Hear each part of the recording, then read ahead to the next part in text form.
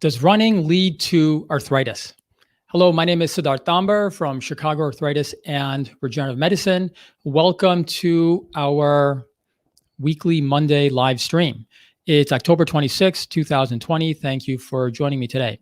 So here at Chicago Arthritis and Regenerative Medicine, we are focused on non-surgical evaluation and management of arthritis, tendonitis, injuries, and back pain.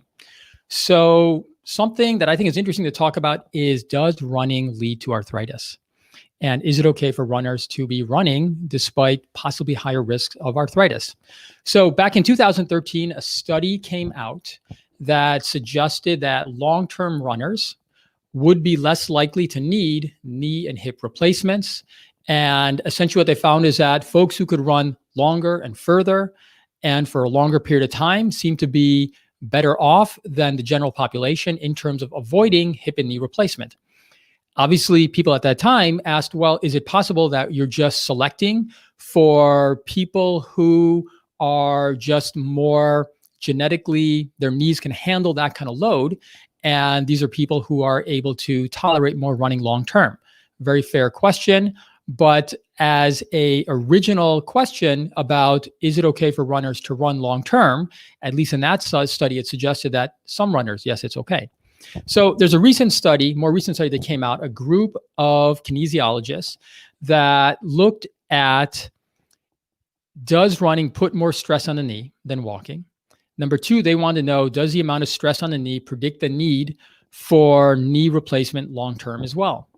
So they took a group of runners in their 20s, young folks, and they had half of them walk 6 kilometers, and then they had the other half walk 3 kilometers and then run 3 kilometers.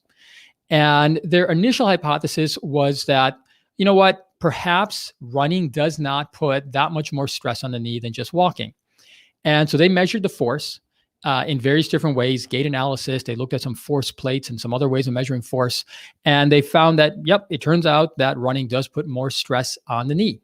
They then did some complicated computer mathematical modeling and said that given the amount of force on the knee in these 20-year-olds, their chance of having arthritis over the next couple decades should be 95 to 98%. If you consider just the amount of force that's being put on the knee in isolation of everything else. So they came to this conclusion that there must be something that takes this group of people that have a good chance of not having significant knee arthritis long-term. And there must be something that helps to protect the knee cartilage in terms of knee remodeling, something else that seems to strengthen that cartilage and that structure than you would typically see in someone else who's not running. They're making a lot of assumptions. They're making a lot of predictions, right? But the idea being that there are some people whose knees tend to be able to handle that kind of stress. So a generic question of, is running bad for the knees, is, well, it depends. Probably for some people, long-term running could be a problem. But then the next question is, can runners withstand knee arthritis? And that's a different kind of question. And that answer is, there are probably some runners who can withstand significant knee pain and knee arthritis. And it's maybe hard to predict who they are right now, but there certainly are some people, despite the amount of force and stress that they put on their knee, that they will still be okay long-term. I think this is an interesting intellectual question, right? About, is it okay for runners to continue to run? Because there is some evidence that, yes, that's the case. But I think more practically, you have to ask, if you're a runner, what do you do with this kind of information? So number one, if you don't have pain, I think it's reassuring to note that you should be able to continue to run long-term without any definitive evidence that that will lead to knee arthritis. On the other hand, if you have pain, now you need to look at it a little bit differently and a little bit more proactively. For starters, if you have pain, number one, you definitely want to get checked out. And when I say get checked out, number one, you definitely want to see a physician who has knowledge about the musculoskeletal system and how to look at this in a nuanced way and how to work with runners. Number two, understand that a knee x-ray is not going to be that helpful. So if you look at knee x-rays in most people who are over the age of, certainly over the age of 60, but even over the age of 50, you're going to find some degree of knee arthritis, narrowing of the cartilage, that you're going to see in most people just from active living. The really classic example is you have someone that comes in with pain in one knee and they've had x-rays in both knees. And you look at the x-rays and you say, well, the knee that you're coming in with pain, there's a little bit of arthritis here. But that other knee, the one you don't have any pain in, that one looks really bad. And that one looks like it's got more problems.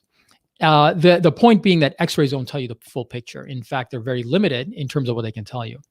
I think a better way to approach it is, can you have a dedicated, intelligent, nuanced physical examination, combine that with, let's say, musculoskeletal ultrasound right at the bedside, and you can get a lot of information about why somebody has pain that goes beyond just their knee arthritis. Do they have any evidence of soft tissue injuries? Do they have any evidence of a ligament strain, tendon injury? If there's concerns about a meniscus injury, then actually getting an MRI as well. And if there is some evidence of that and you're still trying to stay a runner, I would definitely recommend, if you have some kind of injury to the knee at that stage, definitely consider a regenerative medicine treatment early on, whether it's utilizing your own blood platelets or your own bone marrow stem cells. Try to hit that early so that you're able to stay physically active longer term. I think some other things that you want to definitely think about if you're trying to stay long-term as a runner would include definitely cross-train. You don't want to get stuck and just kind of pigeonholed into just only one particular type of sport or activity. Not good for the joints. You can overwork certain joints that way. The more you can cross-train, the better off you are.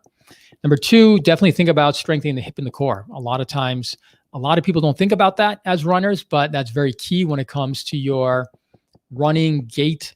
In terms of transitioning from hips to knees, you want to make sure that the core and the hips are strong so that you're not putting too much stress on the knees. I would definitely recommend having a good pre and post routine.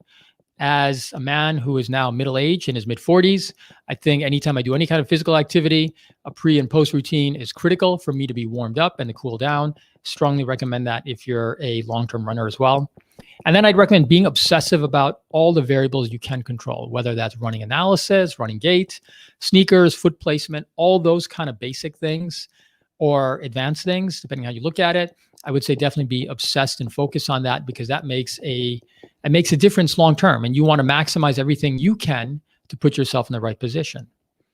And then lastly, I think we have to be realistic, which is that these kind of studies, they're interesting in that you can learn a lot, but the challenge is that they don't necessarily give you the full information. So for example, when you take a look at someone who is, let's say, 60 plus years old and they've been a runner for over 40 years and they're doing well, that is a different biologic specimen than, let's say, someone like my dad who picked up running in his early 60s and is now in his mid 70s and is still running marathons. He didn't have a lot of that kind of accumulated stress over the years, even though he was physically active. And that's obviously different than someone who was an active runner when they were younger and sort of had to stop after 10 years because of progressive injuries. And I think if you look at it as, is running okay for the knees? Yes, as long as you're not having pain or dysfunction. And if you do, then get checked out early and make sure everything is in tip-top shape so that you can stay running. Wonderful. Before I end it, I just wanted to conclude with one more thing. So my uncle, Hiranayan, recently, he actually died yesterday from complications associated with COVID. He was a very decent, honest, and good man. And his loss is a significant loss to certainly my family. And I have a lot of sympathy and expressing my condolences right now to his wife, his kids, his siblings, certainly my dad, who's his cousin, because he was a good man, and very unfortunate that this sort of thing had to happen. And so for everyone else, I hope you're staying safe and well. And as a reminder, we do this sort of live stream twice per week, Mondays and Wednesdays. And until next time, have a good day and live well. Bye-bye.